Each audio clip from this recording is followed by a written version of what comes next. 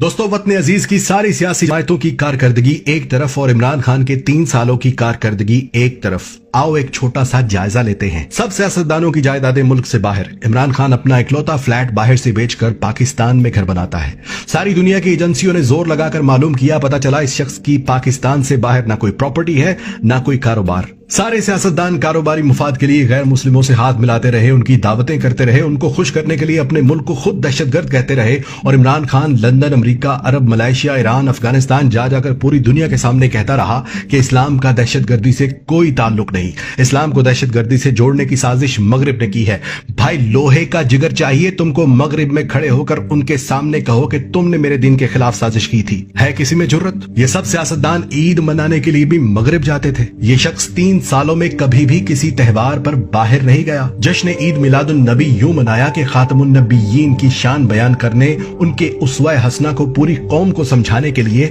رحمت للعالمین اتھارٹی بنا دی، جس سے پہلی بار 12 ربیع الاول پر سرکاری طور پر نبی پاک صلی اللہ علیہ وآلہ وسلم کی ولادت پر اسمبلیوں میں چراغاں کیا گیا، درود شریف صلوات کی آوازیں گونج رہی تھیں۔ لاہور کو پیرس بنانے والوں نے سود پر ادھار پیسہ لے کر لاہور میں اورنج ٹرین میٹرو بس تو بنا دی، جس کا قرض ہم آئندہ 30 سالوں تک بھی اتارتے رہیں گے، مگر اسی اورنج ٹرین کے آس پاس دور دراز سے آئے لوگ فٹ پاتھ پر سوتے رہے۔ سخت سردی میں بے یار و مددگار بے گھر لوگ ٹھٹھرتے رہے، نہ کوئی سیاستدان آیا ان کے پاس، نہ کسی چیف جسٹس نے نوٹس لیا تھا۔ پھر اسی عمران خان نے وہاں پر پناہ گاہیں بنا دی، مفت کھانا بیت المال سے کھلا رہا ہے، ہزاروں لوگ مستفید ہو رہے ہیں، اور اب کم سے کم کوئی غریب، کوئی پردیسی سخت سردی میں فٹ پاتھ پر نہیں سوتا یا بھوکا نہیں رہتا۔ سیاستدان اپنا علاج لندن میں، امیر اپنا علاج پرائیویٹ اسپتالوں میں کرواتے تھے، اور غریب کو سرکاری اسپتال کے چکر لگانے کے لیے چھوڑ دیا گیا، جہاں کسی غریب کو معمولی آپریشن کی تاریخ بھی 3 مہینے کی دی جاتی تھی۔ 2 رستے ہوتے تھے غریب کے پاس، یا تو وہ کسی سے لاکھوں روپے ادھار لے، زیور بیچے، گھر بیچے اور پرائیویٹ اسپتال میں جائے،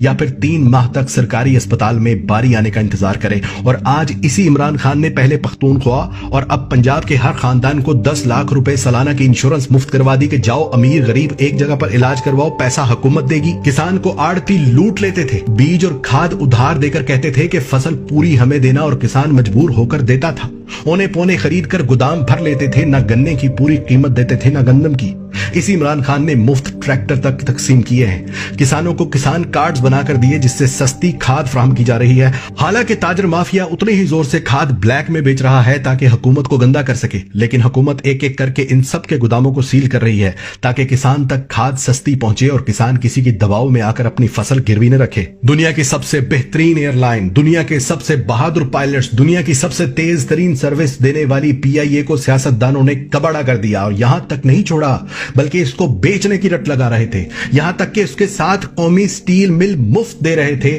PIA کی ملکیت امریکہ میں موجود روزویلٹ ہوٹل گروی رکھ چکے تھے، جس کی نیلامی کی تاریخ مقرر ہو چکی تھی۔ قومی ایئر لائن کی سروس کویت، عراق، یورپ، امریکہ سمیت متعدد ممالک میں بند کی جا چکی تھی کہ PIA آج بند ہوئی کہ کل۔ اور پھر اسی عمران خان نے PIA کو قرض کی دلدل سے نکالا، اس کے ہوٹل روزویلٹ کا سارا قرض اتارا، کویت سمیت تمام ممالک کے لیے ایک ایک کر کے PIA کو پھر سے چلا دیا۔ اور سنو، اب پائلٹس کی ٹریننگ کے لیے خطے میں سب سے پہلے جس نے ڈیجیٹل مشینری خریدی ہے اس ملک کا نام پاکستان ہے۔ بینک غریب کو جوتے کی نوک پر رکھتے تھے، قرض چھوڑو بجلی کا بل جمع کروانے کے لیے بھی لمبی لائنوں میں لگتے تھے، قرض صرف امیروں کو ملتا تھا، اور اسی عمران خان کی بدولت وہ سارے بینک اس بات پر راضی ہو گئے کہ وہ اپنا گھر اسکیم میں غریبوں کو بلا سود قرض دیں گے۔ سیمسنگ جیسی انٹرنیشنل کمپنی کے موبائل فون اور ٹی وی پاکستان میں بن رہے، موٹر سائیکل اور الیکٹرک گاڑیاں پاکستان میں تاریخ میں پہلی بار بن رہی، سیاحت میں پاکستان کو نمبر 1 ڈیسٹینیشن پر لے آیا، سکردو کا ایئرپورٹ چلا دیا جہاں روزانہ ہزاروں ملکی اور غیر ملکی سیاح آ جا رہے ہیں۔ پہلا وزیر اعظم جو 18ویں ترمیم کے باوجود سندھ والوں کو بھی ٹرانسپورٹ کی سہولت وفاقی بجٹ سے دے گیا، ہندوستان کی چھاتی پر پاؤں رکھ کر ڈیم بنا رہا،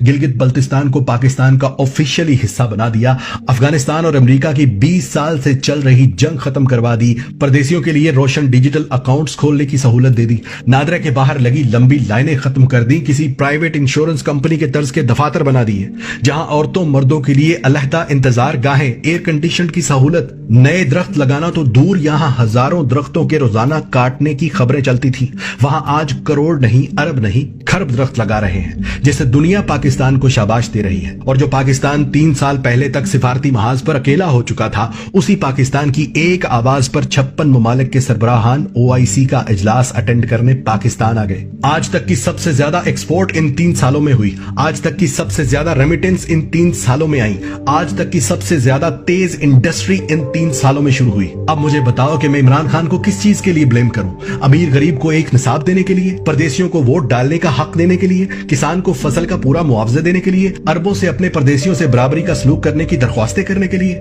अमेरिका को एब्सोल्युटली नॉट कहने के लिए, मोदी को साड़ियां और आम भेजने की बजाय रिटेलिएशन की धमकी देने के लिए, अक़वाम मुत्तहिदा में ला इलाहा इल्लल्लाह कहकर हम लड़ेंगे का नारा लगाने पर, गरीब अमीर का एक जैसा इलाज करवाने पर, जखीरा अंदाजों के खिलाफ तहरीक चलाने पर, एक्सपोर्ट बढ़ाने और इंपोर्ट को रोकने पर, पुलिस को अवाम दोस्त बनाने पर, सहाफियों को झूठ बोलने पर सजा देने पर, किस चीज पर मैं ब्लेम करूं उसे? भाइयों, कोरोना के बावजूद इस शख्स ने अल्लाह की मदद से 70 साल पाकिस्तान की तारीख के मुकाबले में वो काम किए हैं कि अल्लाह की कसम, मुझे अब इस पर कोई शक नहीं कि इस शख्स के साथ अल्लाह की तरफ से खास रहमत है। वरना 56 ममालिक में वाहिद एटमी ताकत, सरहदों पर दुश्मनों से घिरा हुआ मुल्क पाकिस्तान इसराइल और अमेरिका को एब्सोल्युटली नॉट बोलकर जाता कहां? अगर किसी को मेरे बताए गए एक भी लफ्ज पर शक हो तो अपने सोर्सेस से चेक करना, एक एक लफ्ज सच निकलेगा, एक एक बात हकीकत निकलेगी। और आज पहली बार मैं पाकिस्तान के साथ साथ इमरान खान को भी जिंदाबाद कहता हूं।